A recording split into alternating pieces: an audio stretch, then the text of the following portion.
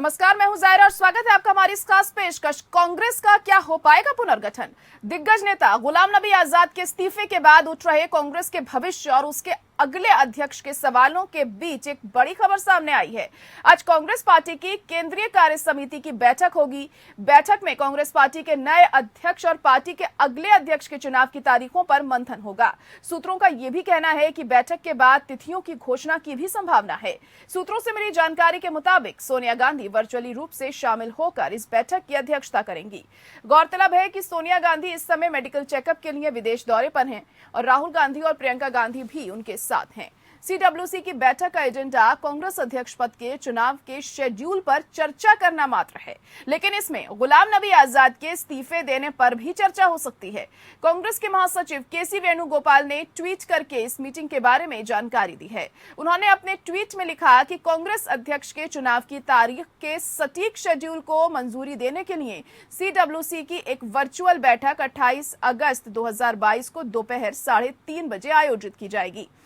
कांग्रेस अध्यक्ष सोनिया गांधी सीडब्ल्यूसी की बैठक की अध्यक्षता करेंगी। बता दें कि वरिष्ठ कांग्रेसी नेता गुलाम नबी आजाद के इस्तीफे के बाद होने वाली ये बैठक बेहद महत्वपूर्ण मानी जा रही है। कांग्रेस ने कुछ ही दिन पहले नए अध्यक्ष के चुनाव की प्रक्रिया को टाल दिया था। कांग्रेस ने पिछले साल अक्टूबर में घोषणा की थी कि पार्टी के नए अध्यक्ष का चुनाव इस साल 21 अगस्त से 20 सितंबर के बीच होगा। सीडब्ल्यूसी ने फैसला किया था कि 16 अप्रैल से 31 मई तक ब्लॉक समितियों और राज्य कांग्रेस इकाइयों के एक सदस्य के लिए चुनाव होंगे। इसके बाद जिला समिति के प्रमुखों का चुनाव 1 जून से 20 जुलाई के बीच और राज्य प्रमुखों और एआईसीसी सदस्यों का चुनाव 21 जुलाई से 20 अगस्त के बीच होगा। वहीं एआईसीसी अध्यक्ष का चुनाव 21 अगस्त से 20 सितंबर के बीच होगा। और सूत्रों ने यह भी कहा कि कांग्रेस अध्यक्ष के चुनाव में कुछ हफ्तों की देरी होने की भी संभावना है, क्योंकि पार्टी का ध्यान कन्याकुमारी से कश्मीर तक भारत जोड़ो यात्रा पर है, जो 7 सितंबर से शुरू हो रही है। ये बैठक राजस्थान के मुख्यमंत्री अशोक गहलोत सहित कई नेताओं द्वारा सार्वजनिक रूप से राहुल गांधी से दोबारा कांग्रेस के अध्यक्ष बनने का आग्रह इसमें किया जा सकता है। हालांकि इस मुद्दे पर अनिश्चितता और सस्पेंस बरकरार है। वहीं पार्टी के कई अंदरूनी सूत्रों का कहना है कि राहुल गांधी अपने रुख पर कायम हैं और वे एआईसीसी अध्यक्ष नहीं बनेंगे। 2019 में संसदीय चुनावों में पार्टी को लगातार दूसरी हार का सामना करने के बाद राहुल गांधी ने कांग्रेस अध्यक्ष के रूप से अपना इस्तीफा दे दिया था।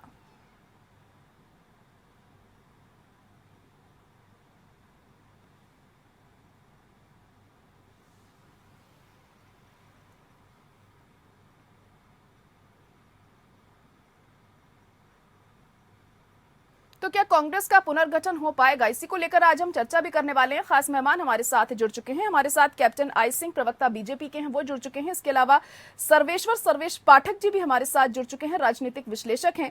इसके अलावा बात करें तो रत्नाकर सिंह, जो कि कांग्रेस प्रवक्ता है, वो भी हमारे साथ इस वक्त जुड़ चुके हैं। आप सभी का बहुत स्वागत है हमारे इस खास प्रोग्राम में। सबसे पहले रत्नाकर सिंह जी, आप ही के पास आऊंगी, क्योंकि बात यहाँ पर आप ही की पार्टी की हो रही है। आज सीडब्ल्यूसी की बैठक भी है, लेकिन एक एक करके जैसे झटके आपकी पार्टी को लगते जा रहे हैं।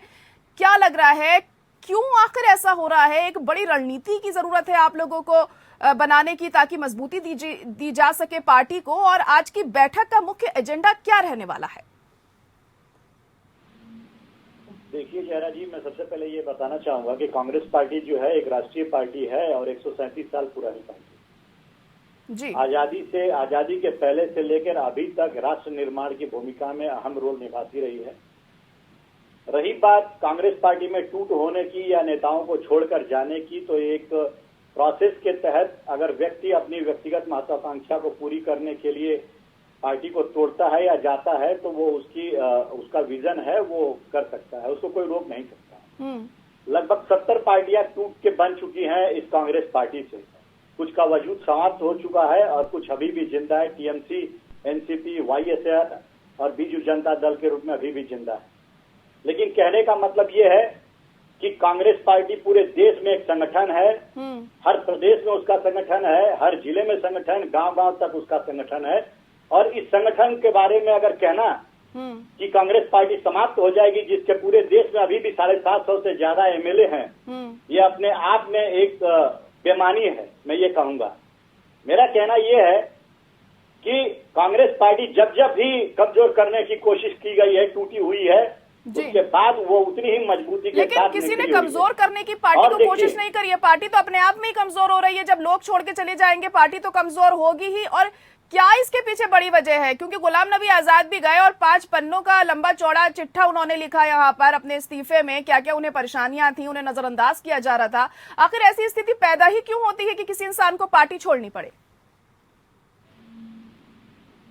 नहीं, मैंने आपको पहले ही कहा कि व्यक्ति से बड़ा दल और दल से बड़ा देश होता है। अगर व्यक्ति की व्यक्तिगत महत्वाकांक्षा हावी हो जाती है तो ना वो दल के बारे में सोचता है ना देश के बारे में सोचता है।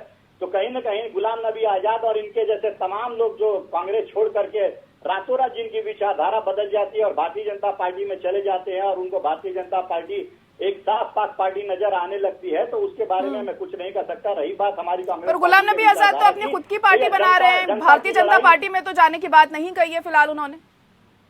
नहीं, भारतीय जनता, देखिए जिस प्रकार कैप्टन अमरिंदर सिंह पंजाब में अपनी पार्टी बनाकर ठीक इलेक्शन के पहले अपनी पार्टी बनाकर कांग्रेस को नुकसान पहुंचाने की कोशिश किए, भारतीय जनता पार्टी को फायदा पहुंचाने की कोशिश किए, ठीक उसी प्रकार गुलाम नबी आजाद भी जम्मू कश्मीर में चुनाव होने जा रहा है और उस चुनाव के पहले ही अपनी पार्टी बनाकर और भारतीय जनता पार्टी को फायदा पहुंचाने की कोशिश करेंगे, जिसका अवार्ड इनको चुनाव के बाद में मिलेगा। ये है पूरी स्ट्रेटेजी भारतीय जनता पार्टी की। कहीं न कहीं वह प्रत्यक्ष रूप से नहीं लेकिन परोक्ष रूप से इसके पीछे उसका, यानी कि आप ये कहना चाह रहे हैं कि बीजेपी की ही तरफ से ये जो टूट है ये की जाती है, आपके बड़े बड़े नेताओं को तोड़ा जाता है। कैप्टन आई सिंह जी क्या कहेंगे? क्योंकि पूरा ठीकरा इन्होंने आपके सर फोड़ दिया है, कहा बीजेपी की वजह से हो रहा है ये सब कुछ।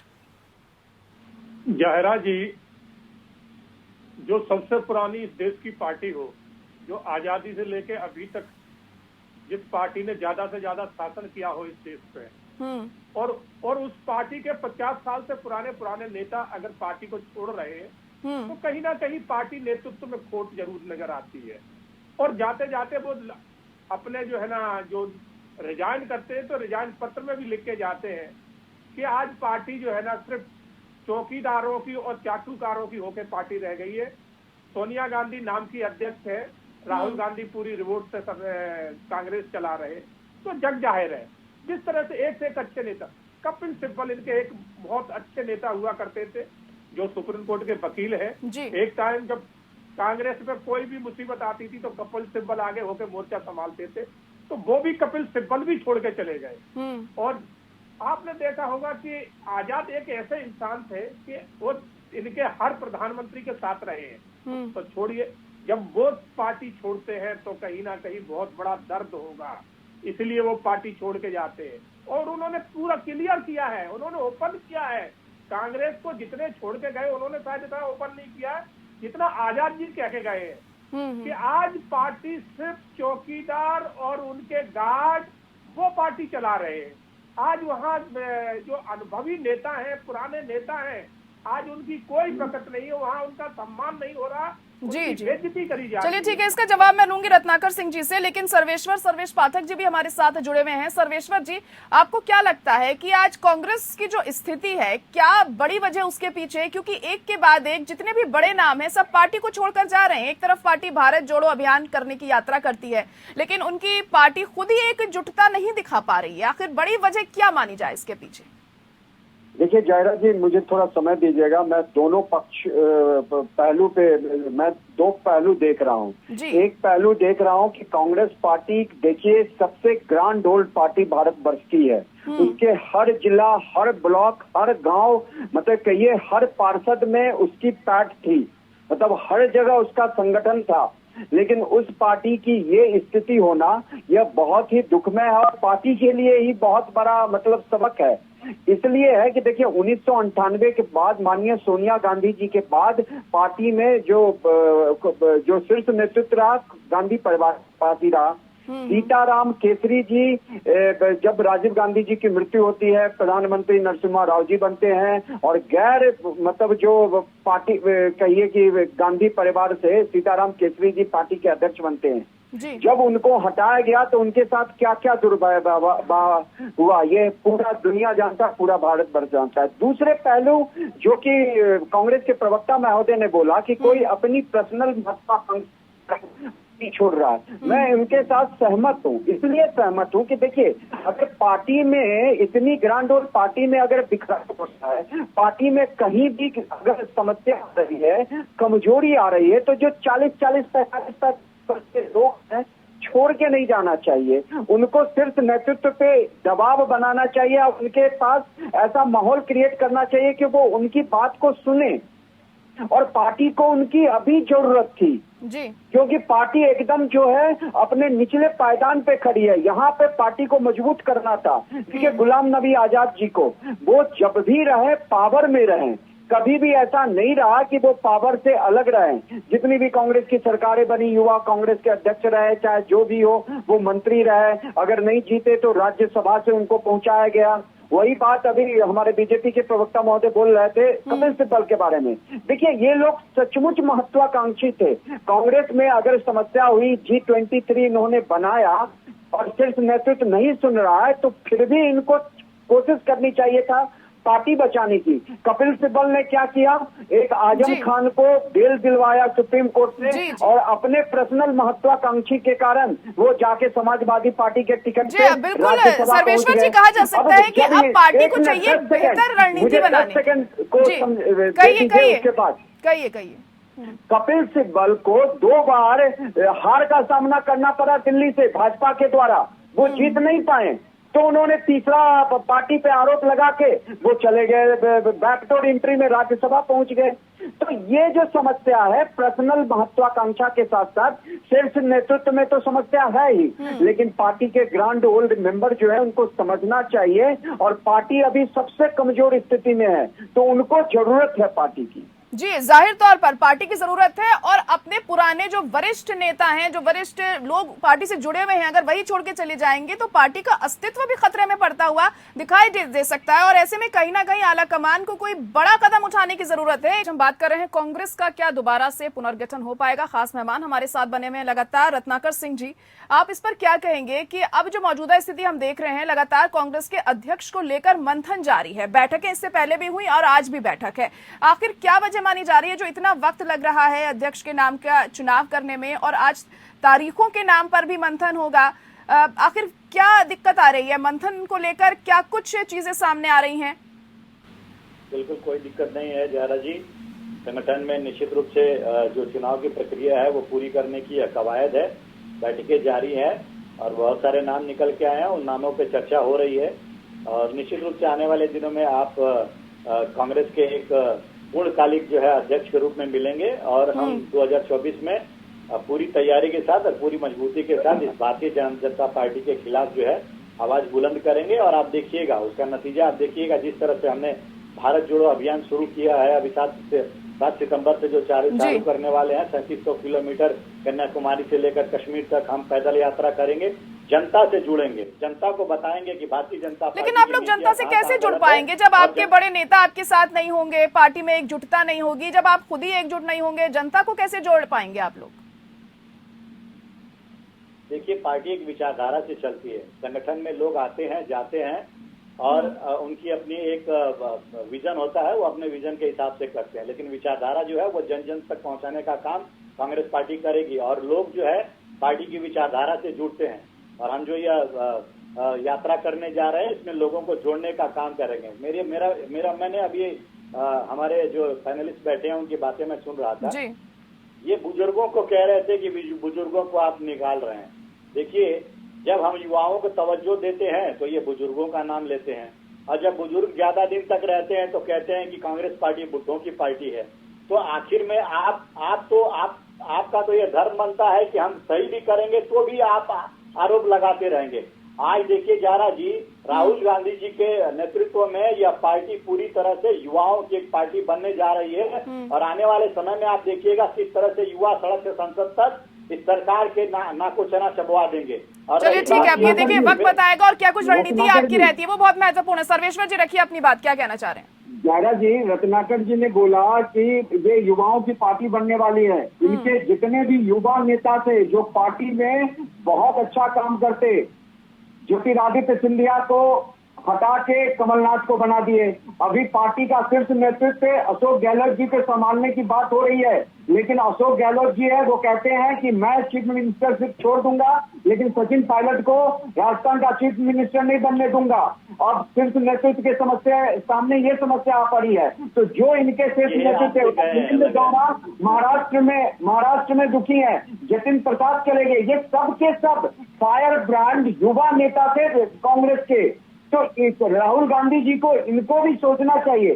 ठीक है, बूढ़े नेता जा रहे हैं, उसमें कोई बात नहीं, सबकी अपनी पर्सनल महत्वाकांक्षा है। अगर सिर्फ नेतृत्व ने नहीं सुना, क्योंकि इससे पहले भी देखिए शरद पवार चले गए, राजेश पायलट। सर्वेश्वर जी, देखिए आप राजनीतिक विश्लेषक हैं, आपके हिसाब से आपको क्या लगता है कि आखिर किस दिशा में अब पार्टी को चलना चाहिए कि एक बार फिर से जनता का भरोसा जीत सके?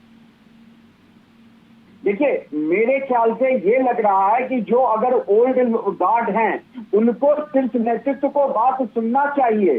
अगर समस्या कहीं है, देखिए यंग ओल्ड मिलके पार्टी बनाते हैं, ओल्ड के पास अनुभव है 40-50 सालों का, देश चलाए हैं वो, और यंग के पास जो वो युवा है, शक्ति है, ऊर्जावान है, और यंग लीडर को भी अनसुना कर दिया। ओल्ड लीडर जो है, ठीक है, पर्सनल महत्वाकांक्षी के कारण वो हावी हो रहे हैं, तो उनको बैठ के तो बातें करो। मेरा वादा भारत जोड़ो, बाद में चाहिए कांग्रेस जोड़ो। जी चलिए ठीक है कैप्टन आई सिंह जी, क्योंकि कांग्रेस लगातार यही बात कहती है कि बीजेपी की वजह से जो हमारे नेता हैं वो टूट रहे हैं, मतलब आप लोगों के ऊपर ही लगातार आरोप लगाए जाते हैं इस चीज को लेकर, तो क्या वजह इसके पीछे होती है? क्यों इस तरीके से कांग्रेस की तरफ से ये बातें कही जाती हैं, और इस पर क्या कहना चाहेंगे आप? जाहिरा जी, जब इंसान को अपनी गलती नजर नहीं आती तो वो अपनी गलतियां दूसरों पे थोपता रहता है।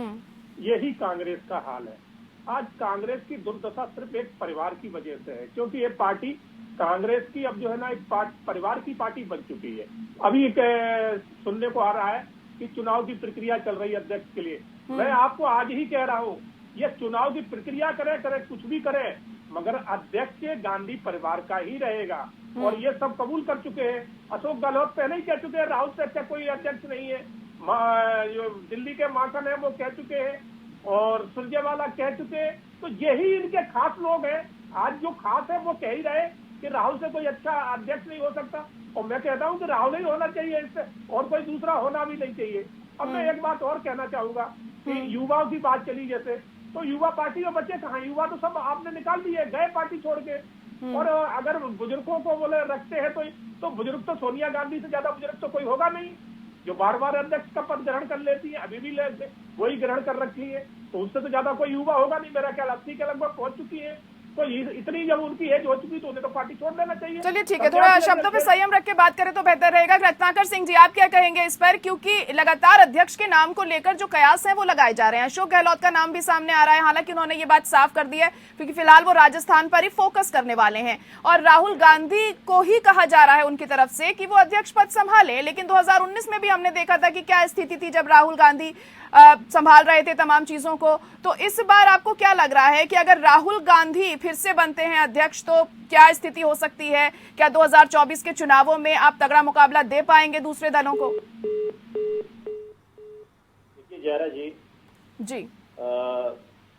अभी तो ये अध्यक्ष पद का चुनाव जो होगा उसमें निर्णय होगा कि कौन अध्यक्ष बनेगा और कौन नहीं बनेगा।